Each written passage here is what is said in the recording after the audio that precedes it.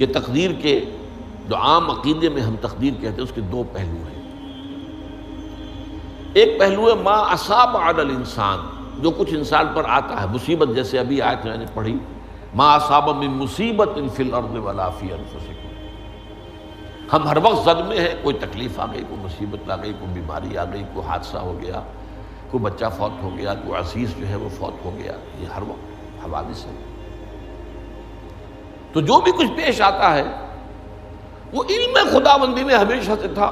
یہی وجہ ہے کہ ایک اور حدیث ہے ابن الدیلمی سے، لمبی حدیث ہے وہ، لیکن اس کے اندر جو آخری ٹکڑا ہے وَتَعْلَمَ، یعنی انسان کے نجات کے لیے لازم ہے کہ یہ بات بھی تم جان لو انما اصابک لم یکن لیخطئک وانما اخطأک لم یکن لیصیبک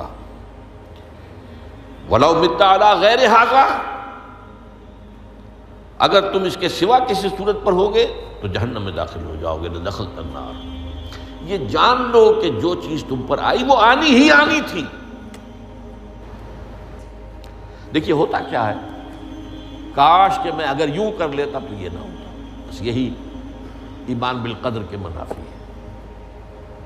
جو ہوا ہے وہ اللہ تعالیٰ کے ہاں تو پہلے سے طے تھا، ہونا ہی تھا۔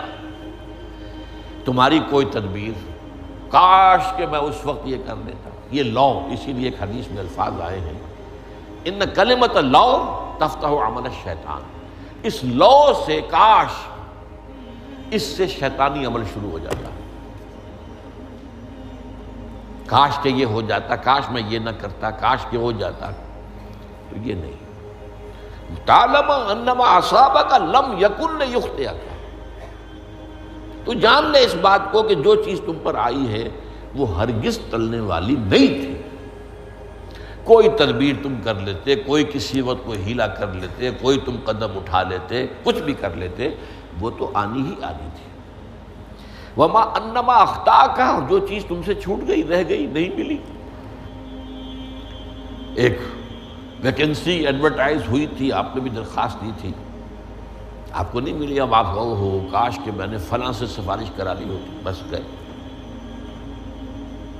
تو جو چیز چھوٹ گئی وہ چھوٹ جانی ہی تھی، اس میں قطعاً جو ہے کوئی شکل، کوئی تدبیر، کوئی سفارش، کسی طرح کا کوئی بھی ہیلا، کوئی جو ہے اس پہ کارگر نہیں ہو سکتا تھا۔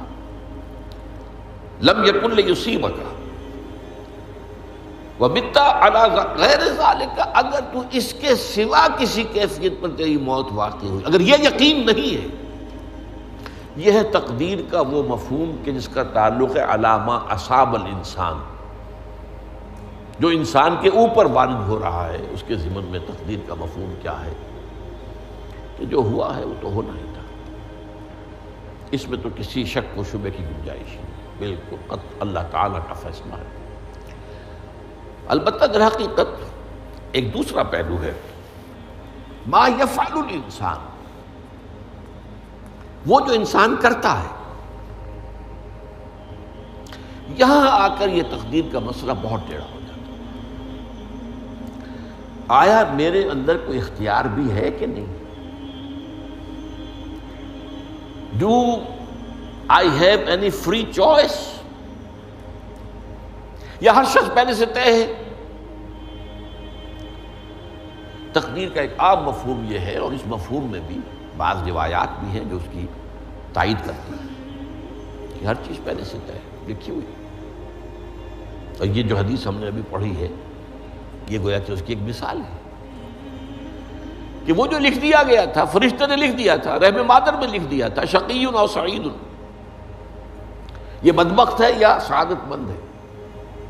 تو ایک شخص پوری عمر نیکی کے کام کرتا رہا،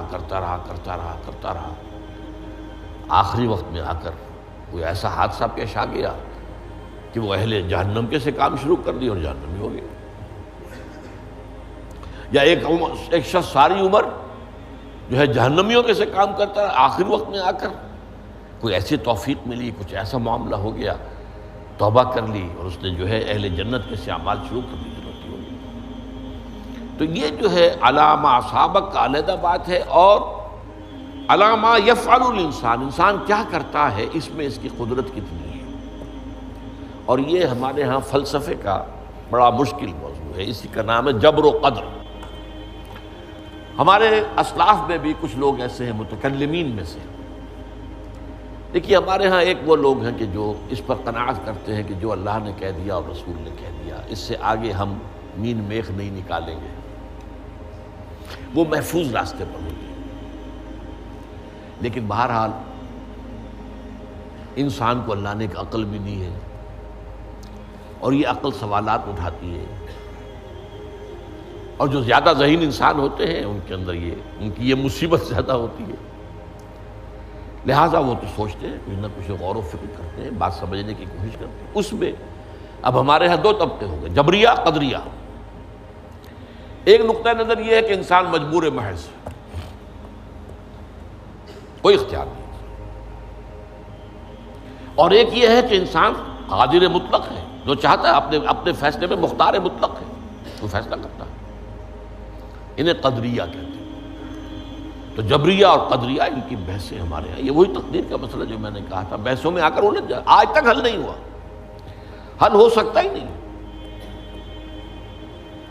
اب اس کے ضمن میں علامہ اقبال کا ایک شعر آپ کو سناتا ہوں، وہ بہت اچھا لگتا ہے، بہت خوبصورت لگتا ہے شعر ہونے کے اعتبار سے۔ تقدیر کے پابند جمادات و نباتات، مومن صرف اللہ کے احکام کا پابند۔ اس میں انسان سے پابندی کی نفی کر دی گئی ہے، وہ صرف پابند ہے اللہ کے احکام کا۔ نتیجے کے اعتبار سے تو جو یہ شعر کہہ رہا ہے، جو بات وہ صحیح ہے، پابندی اصل جو ہے وہ اللہ کے احکام کی ہے، لیکن یہ کہ تقدیر کی پابندی سے انسان بھی پوری طرح آزاد نہیں ہے۔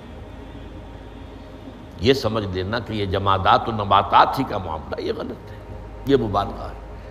ظاہر بات ہے کہ شاعر جو ہے، شاعر مبالغے سے بچ نہیں سکتا، چاہے وہ علامہ اقبال ہی ہو، کوئی بھی ہو۔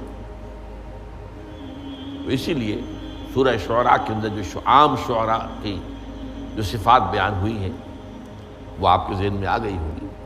مبالغہ کرتے ہیں، فی کل واد یہیمون انہم یقولون ما لا یفعلون، وہ کہتے بھی وہ کچھ ہے جو کرتے نہیں ہیں، اور یہ بات تو علامہ اقبال پر بھی چشمہ ہوتی ہے۔